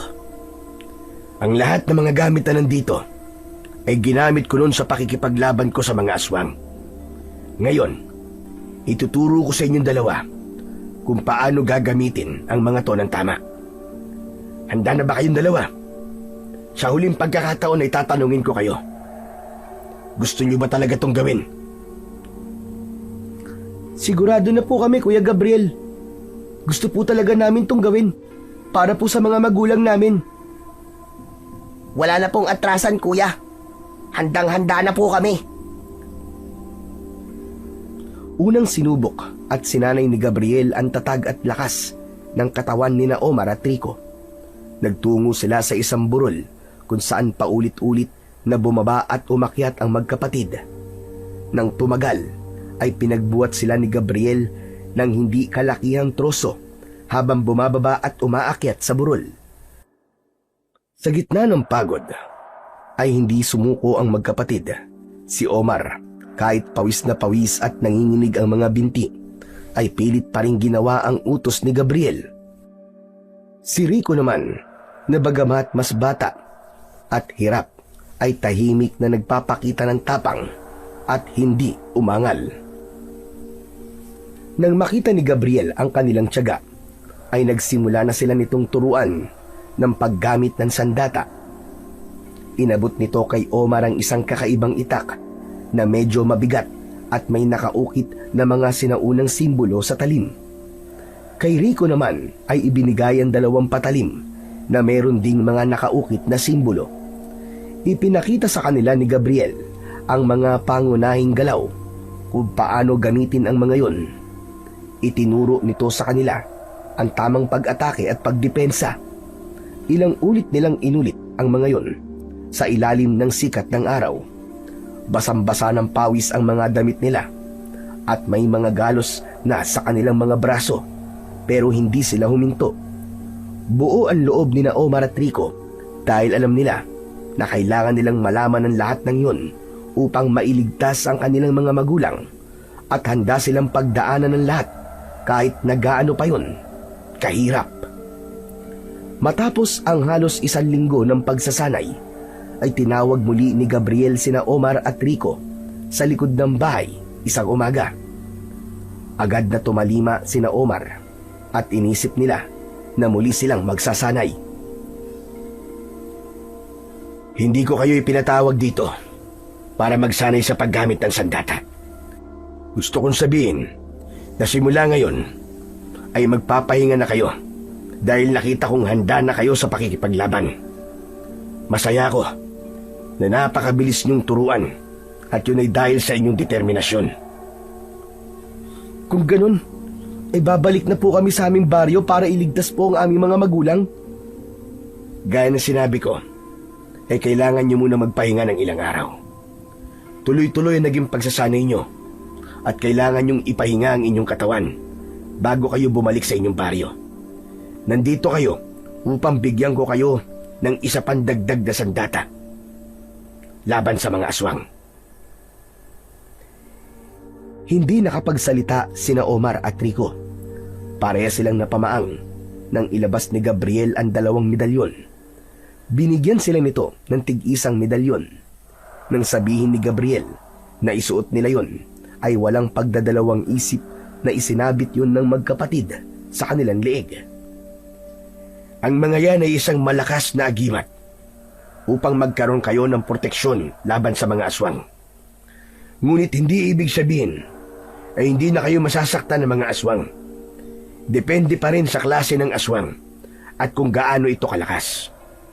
Bukod sa proteksyon, ay gagawin din kayong malakas ng mga agimat na yan. Gagawin itong mas epektibo ang sandata na hawak nyo laban sa mga aswang. Basta huwag niyong kalilimutan ang lahat ng mga itinuro ko sa inyo at mag-focus lang kayo sa dahilan kung bakit kayo magbabalik sa inyong baryo. At higit sa lahat, palagi kayong tumawag sa ating Panginoon at isipin nyo na palaging nasa tabi nyo siya sa bawat minuto. Tatandaan po namin ni Rico ang lahat po na sinabi niyo, Kuya Gabriel. Maraming salamat po dahil ibinahagi niyo po sa amin ang kaalaman niyo. Wala akong ibang hangad kundi ang inyong tagumpay. Sana iligtas kayong makabalik dito kasama ang inyong mga magulang.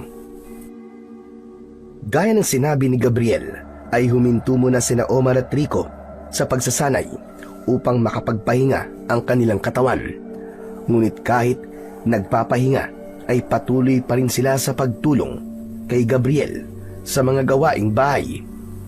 Sa gabi, madalas silang tahimik habang sabay-sabay na kumakain. Hindi na nila kailangan magsalita dahil pare-pareho nilang alam na malapit na ang araw ng kanilang pagbabalik sa baryong minsan ay kanilang tinakasan.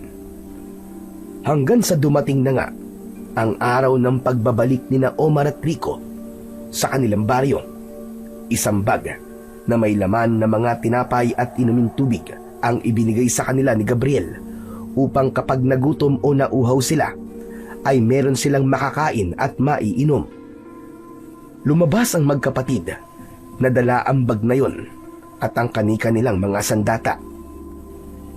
Papasikat na ang araw nang lumabas sila ng kubo kasama si Gabriel. Huminto muna ang magkapatid at humarap kay Gabriel upang magpaalam. Aalis na po kami, Kuya Gabriel. Mag-iingat kayong dalawa. Sigurado ba kayong alam nyo na ang daan pabalik sa inyong baryo? Opo, malinaw na po kasi ang isip ko ngayon eh. Hindi gaya nung una na puno po ako ng takot. Kaya nawala sa isip ko ang tamang daan. Lumapit si Gabriel sa magkapatid at pinatong ang mga kamay nito sa balikat nina Omar at Rico. Sa bawat takbang nyo mula rito, ay dalhin nyo ang inyong lakas na loob. Hindi lang para sa mga magulang nyo, kundi para na rin sa inyong mga sarili. Naway gabayan kayo ng ating Diyos. Naniniwala ko na poprotektahan niya kayo dahil kayo ay nasa panig ng kabutihan. Hihintayin ko ang inyong pagbabalik kasama ang inyong mga magulang. Sa sinabing yun ni Gabriel ay mas lalong lumakas ang loob ni Omar at Rico. Hindi na sila nagtagal doon at nagsimula na silang maglakad paalis.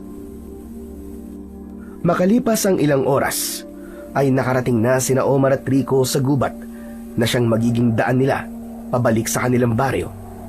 Tirik na tirik ang araw, kaya tagaktak ang kanilang pawis, ngunit hindi sila tumigil para magpahinga. Matapos ang ilang minuto ng tahimik na paglalakad, ay nadaanan nila ang isang matandang puno ng balete. Doon sana ang tagpuan nila ng kanilang mga magulang nung una. Nagpatuloy sila sa paglalakad at mabilis ang kanilang hakbang. Makalipas ang ilang sandali, ay narating nila ang bukana ng baryo. Tumigil sila sa likod ng isang malaking puno at roon ay pinagmasdan nila ang lugar na minsang tinawag nilang tahanan. Kuya, mukhang tamang-tama ang punta natin. Walang katao-tao sa labas. Malamang ay natutulog pa sila ngayon. Siguro ay pinaatake kagabi ni Ka Lucio mga tao rito sa kung saang baryo. Pagkakataon na natin to para mapuntahan sina nanay at tatay sa bahay. Tara na! Hindi na nagsayang ng sandali ang magkapatid. Mabilis silang naglakad patungo sa kanilang bahay habang patuloy silang nakikiramdam sa kanilang kapaligiran. Ngunit gumuho ang mundo ng dalawa nang makita nila na wala na roon ng kanilang kubo. Mga sunog na kahoy at abo ang sumalubong sa kanila. Nangilid ang luha ni Omar at Rico. Kuya, nauli na ba tayo? Pinatay na ba ni Ka Lucio sina nanay at tatay? Hindi ko alam, Rico. Sana naman hindi. Sana hindi pa huli ang lahat. Rico! Kaya ba yan? Napapitlag ang magkapatid ng isang matandang lalaki ang nagsalita sa kanilang likuran. Sabay silang humarap at doon ay nakita nila ang isang matanda na bahagyang kuba na ang likod. Yun ay si Lolo Biring, isa sa mga kapitbahay nila na malapit sa kanilang pamilya. Hindi makapaniwalang lumapit si Lolo Biring kina Omar. Kayo nga! Ano ba nangyari sa inyong dalawa? Saan kayo nagtungo? Lolo, saka na po namin sasagutin ang mga tanong nyo. Sina nanay at tatay po, nasan po sila? Ikinalulungkot kong ipaalam sa inyo. Nang malaman ni Ka Lucio na pinatakas nila kayo, ay biniyag nila ang inyong mga magulang. Patay na po ba sila, Lolo Biring? Ang inyong ama ay pumanaw na ilang araw nang nakakalipas. Hindi na niya kinaya ang pagpapahirap ni Ka Lucio at bumigay na ang kanyang katawan. Ngunit ang inyong ina ay buhay pa. Hanggang ngayon ay hawak pa rin siya ni Ka Lucio. Pinapahirapan pa rin siya at sa tingin ko ay nais ni Ka Lucio na mamatay ang iyong ina sa pamamagitan ng pagpapahirap dito. Tuluyan ng bumungos ang luha ng magkapatid. Niyakap ni Omar si Rico at sa isa't isa, kumuha ng lakas. Kuya, wala na si tatay. Iniiwan niya na tayo! Pero Rico, buhay pa si nanay. Kailangan natin siyang iligtas. Iligtas? Anong ibig niyo sabihin? Balak niyo bang itakas ang inyong ina? Huwag na! Tumakas na lang kayo rito at kalimutan niyo ng lugar na ito. Iligtas niyo ang inyong mga sarili. Alam niyo ang kayang gawin ni Calusio kapag nahuli nila kayo. Pero Lolo Biring, bumalik po talaga kami rito para iligtas ang aming mga magulang. Masakit man na si nanay na lang po may liligtas namin, ay wala po kaming pakialam. Hindi kami papayag na maging siya ay mamamatay po na kagaya ni tatay. Sa hayop na aswang na si Calusio na yon. Patuloy silang pinipigilan ni Lolo Biring sa kanilang gustong gawin, ngunit walang nagawa ang matanda. Mas naging buo pa ang loob ng magkapatid na iligtas ang kanilang ina dahil ayaw nilang magaya ito sa nangyari sa kanilang ama. Magkasama silang naglakad patungo sa bahay ni Calusio. Alam nila na kapag may araw pa ay hindi gaanong malakas ang mga aswang, kaya malaki ang tiwala nila na magagawa nilang matalo si Calusio o ang iba pang mga aswang na alagad nito. Bilisan natin, Rico, at baka mahuli na tayo. Hindi na pwedeng magtagal dito si nanay. Iligtas natin siya, kuya. Ayokong magaya siya kay tatay. Huwag ka mag-alala, Rico. Hindi tayo aalis sa lugar na to na hindi kasama si nanay. Nagpatuloy sina Omar at Rico sa paglalakad hanggang sa marating na nila ang harapan ng kubo ni Calusio. Nakasarado ang pinto at bintana nun, kaya nahinuha nila na wala roon ang pinuno ng mga aswang. Mabilis silang pumasok sa bakuran ni Calusio at umikot sila sa likuran. Halos madurog ang puso ni na Omar at Rico nang makita nila roon ang kanilang ina. Nakatali yun sa isang puno. Puno ng sugat ang buong katawan nito. Nakayuko yun at kahit hindi na nila nakikita ang mukha nito, ay alam nila na hirap na ito. Halos mag-unahan ang magkapatid sa pagtakbo palapit sa kanilang ina. Agad itong niyakap ni Rico at nang umangat ang muka ng nanay nila, ay nagulat ito at napaluha. Omar! Rico, anak! Anong ginagawa niyo rito? Bakit pa kayo bumalik? Nandito po kami, Nay, para iligtas po kayo ni tatay. Pero nalaman po namin kay Lolo Biring na wala na po pala si tatay. Walang hiya talaga si Calusio, Nay. Matapos yung sumunod sa mga gusto niya, ay ganito pa ang igaganti niya sa inyo. Hindi na dapat kayo bumalik dito, mga anak. Umalis na kayo bago pa kayo makita ni Calusio. Hayaan niyo na akong mamatay. Hindi kami aalis, Nay, nang hindi ka kasama. Nagsanay po kami ni Kuya para makipaglaban sa mga aswang. Agad na kumilos si Omar. Umikot siya sa likod ng puno upang alisin ang pagkakatali ng lubid sa katawan ng kanyang ina. Makinig kayo sa akin, mga anak. Huwag nang matigas ang ulo nyo. Umalis na kayo. Pabayaan nyo na ako rito. Ngunit hindi nakinig sina Omar at Rico sa kanilang ina. Nang hindi matanggal ni Omar ang pagkakatali ng lubid, ay inilabas niya mula sa kaluban ang kanyang itak. Tatagain na sana niya ang lubid nang bigla namang dumating si Calusio. Matalim ang mga matang nakatingin yon sa kanila habang may nakakatakot na ngiti. Natigilan sina Omar at Rico. Iniharang nila ang kanilang sarili sa kanilang ina. Calusio, parang awa mo na. Huwag mong sasaktan ng mga anak ko. Hayaan mo na silang umalis sa lugar na ito. Bakit ko sila hahayaang umalis? Sa lugar na ito sila nararapat. At baka nakakalimutan mo na sila ang dahilan kung bakit ka nandyan sa sitwasyon mo ngayon. Kami ng asawa ko ang nagtulak sa kanila na tumakas. Kaya kami na lang ang parusahan mo. Idamay ang mga bata. hindi ko sila pwedeng hindi idamay. Alam nyo, na isa sa mga ayaw ko ay yung tumatakas sa lugar na ito. Kapag nandito ka na, dito ka na rin mamamatay. Tama ka, Kalusyo! Tapos na kami maging sunod-sunuran sa'yo. Ayaw na namin maging isa sa mga alipin mo! Isa kang huwad na leader. Dinadamay mo lang ang mga tao rito sa galit mo sa mga aswang. Binulag mo sila na mas magiging malakas sila kapag naging aswang sila. Pero ang totoo ay ginawa mo lang silang alipin. Dahil ang totoo ay mahina ka kung ikaw lang mag-isa. Pinapatawa niyo naman akong dalawa. Ang lakas na ng loob niyo ngayong magsalita sa akin ng ganyan. Ano ba natutunan niyo sa labas ng lugar na ito? At tila ibang-iba na kayo nang bumalik kayo rito.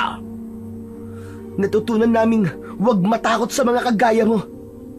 Kaya kung ayaw mo masaktan, ay hayaan mo na lang kaming umalis kasama si nanay. Ipinakita ng magkapatid ang kanilang sandata kay Kalusyo, pero kahit konting takot ay hindi nila ito nakitaan. Ganun pa man, ay mas lalong tinatagan ng dalawa ang kanilang loob. Mga kasama, hulihin niyo ang dalawang batang ito! Nagulat sina Omar nang mula sa paligid nila ay lumabas ang napakaraming mga tao na mukhang kanina pa nagtatago. May dalang sibat at itak ang ilan sa mga yon. Unti-unting lumapit ang mga tao sa kanila habang ang nanay nila ay walang tigil sa pag-iyak at pagsigaw. Nagtalikuran naman sina Omar at Rico. Parehas nilang hindi inasahan ang pangyayari na yon. Hoy Rico, anong gagawin natin? Lalabanan ba natin sila kahit nasaan yung tao sila? Hindi ko rin alam, kuya. Ang akala ko kasi si Kalusyo lang ang haharapin natin eh. Sinubukan ng magkapatid na sindakin ang mga taong papalapit sa kanila. Iwinasiwas nila ang kanilang itak at mga patalim. May ilang mga umatras, pero meron ding walang takot na lumapit sa kanila na para bang walang ibang nasa utak ang mga yon, kundi ang sundin ang utos ni Kalusyo. Hanggang isang lalaki ang yumakap sa likod ni Rico. Nagpumiglas si Rico, pero dinaluhong na ito ng iba pang mga lalaki. Kuya, tulungan mo ako! Bitiwan niyo ang kapatid ko! Susugurin sana ni Omar ang mga lalaking may hawak kay Rico, ngunit may mga humawak sa braso niya at hinawakan ng kanyang katawan. Inilayo siya ng mga yun kay Rico. May umaagaw sa hawak niyang itak. Walang tigil na nagwala ang magkapatid, pero wala silang naging laban sa dami ng mga taong may hawak sa kanila. Hanggang sa iniharap sila ng mga yon kay Kalusyo. Matalim ang mga matang tinignan ni na Omar at Rico, ang matandang lalaki. Itali nyo ng patiwarik ang dalawang yan sa puno kung saan nakatali ang kanilang ina. Gusto kong makita nila ang isa't isa habang pinapahirapan ko sila. Wala nang nagawa ang magkapatid nang simulan silang itali ng mga tao sa kanilang paa. Maging ang kamay nila ay tinalian din upang hindi na sila makagalaw ng tuluyan. Matagumpay na naitali ng mga tao sina Omar at Rico nang nakatiwarik sa puno. Ang mga sandata nila ay naiwan sa lupa, maging ang kanilang mga agimat. Iniwanan sila roon ni Kalusyo at ng mga tao kasama ang kanilang ina na hinang-hina. Mabilis na lumipas ang mga oras at tuluyan na ngang sumapit ang dilim. Hinang-hina na sina Omar at Rico dahil ilang oras na silang nakabitin sa puno ng patiwarik. Tila lahat ng dugo nila ay umakyat sa kanilang ulo. Ganun pa man, ay hindi pa rin nawalan ng pag-asa si Omar na makakaligtas sila roon. Umasa siya na may himala na biglang mangyayari. Paulit-ulit siyang nagdasal sa Panginoon sa kanyang isipan na sana ay buhay silang makakaalis sa lugar na yon. Tila sinagot ng kalangitan ang dasal ni Omar dahil may narinig silang yabag ng paa na palapit sa kanilang kinaroroonan. Mula sa masukal na bahagi ng bakuran ni Kalusyo ay lumabas si Gabriel na may dalang buntot ng pagi at agimat na nakasabit sa leeg nito. Agad na sumenya si Gabriel sa magkapatid na huwag gagawa ng ingay.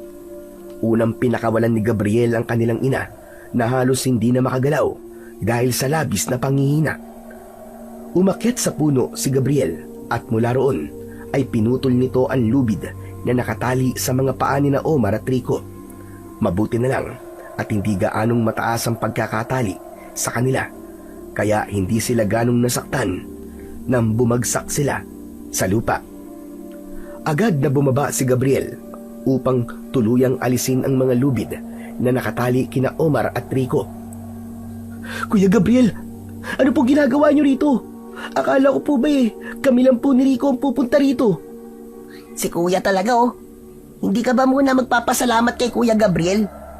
Kuya Gabriel, salamat ah. Walang anuman. Hindi ko kasi kayo pwedeng pabayaan, kaya palihim ko kayong sinundan. Kunin niyo na ang mga sandata niyo at ako na ang bahala sa nanay niyo. Mabilis na kinuha ng magkapatid ang kanilang mga sandata. Isinuot din nila ang kani-kanilang agimat sa kanilang leeg. Si Gabriel naman ay binuhat ang kanilang ina.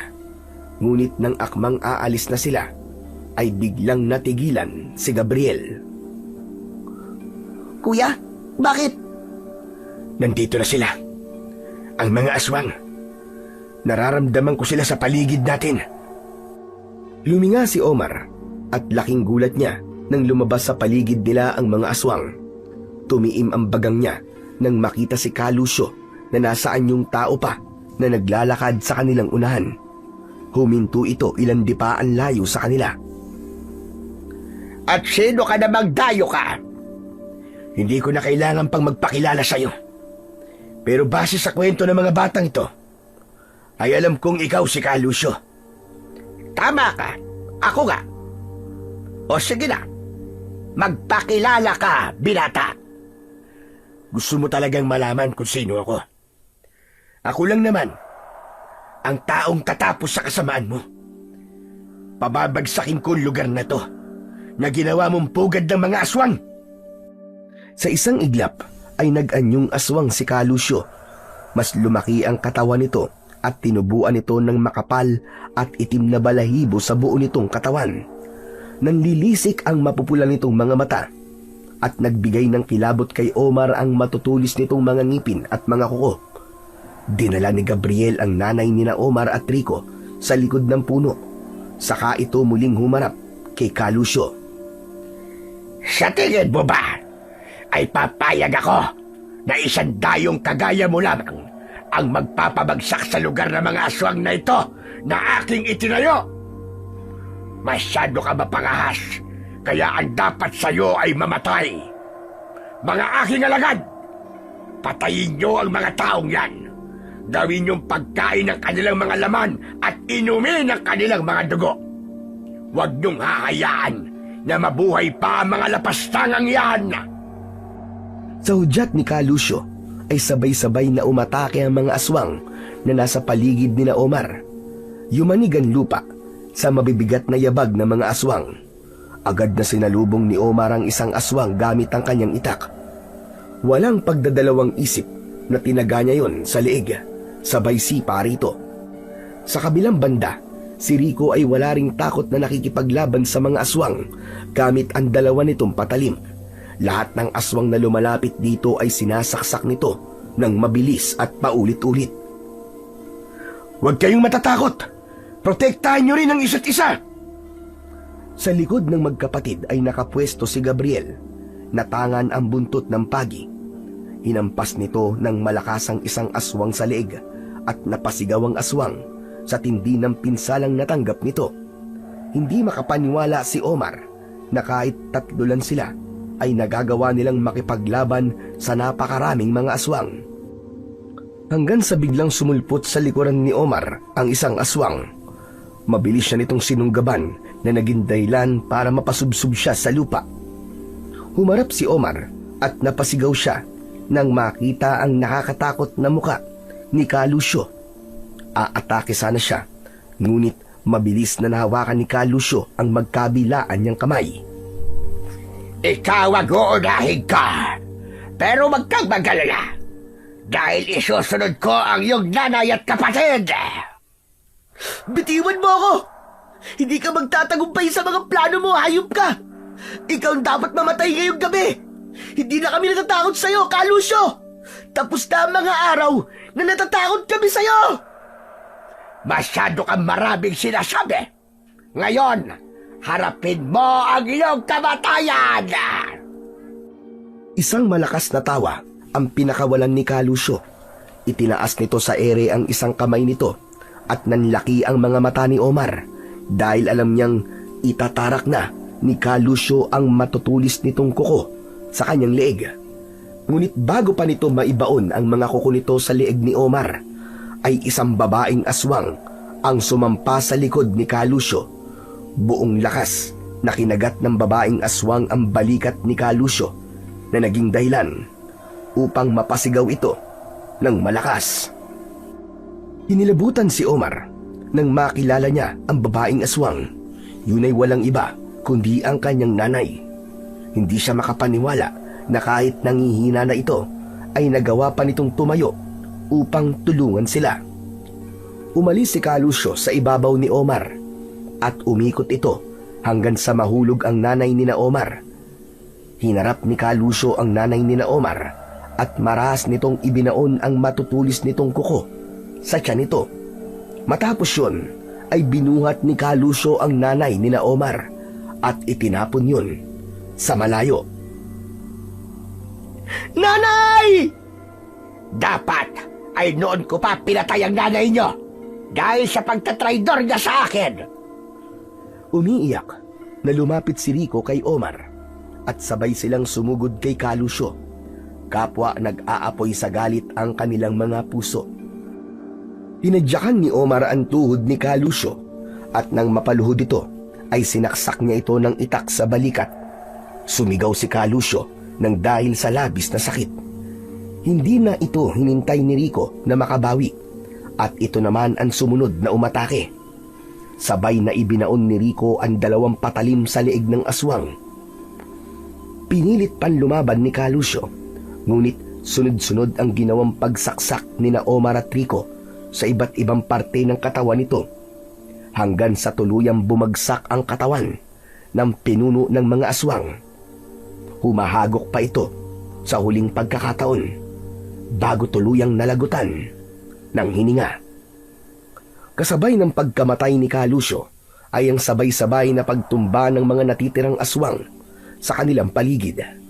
Nakita ni na Omar na lahat ng aswang na naroon ay bumalik sa pagiging tao, pero wala na roon ang atensyon nila, kundi nasa kanilang ina na nakahandusay sa lupa at hindi na gumagalaw.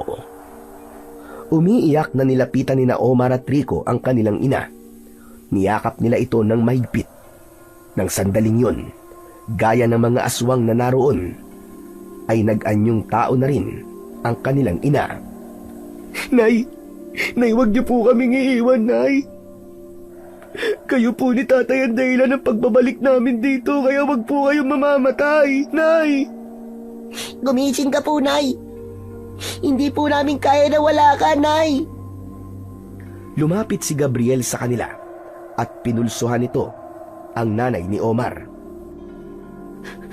Kuya Gabriel, buhay pa po ba si Nanay? Buhay pa siya, Omar. May pulso pa siya, pero mahina na. Kailangan natin siya madala sa ospital. Binuhat ni Gabriel ang nanay ni na Omar, pero sandaling natigilan si Omar nang makita ang mga taong nakahandusay sa lupa. Paano po ang mga tao dito, kuya? Ano po ang gagawin natin sa kanila? Sa tingin ko, ay nawala na rin ang pagiging aswang nila nang mapatay niyo ang kanilang pinuno. Napakahusay niyo magkapatid dahil hindi niyo lang napatay si Kalusyo, kundi nagawa niyo rin palayain ng mga tao sa sumpang matagal nang bumabalot sa lugar na ito. Maya-maya lang ay magigising na sila, pero sa ngayon ay unahin muna natin ang inyong ina. Nagmamadaling umalis sina Omar, Rico at Gabriel sa lugar na yon. Sinuong nila ang kagubatan habang buhat ni Gabriel ang nanay ni na Omar. Nang makarating sila sa kalsada, sakto na isang van ang dumaan. Hinarang nila yon at humingi sila ng tulong.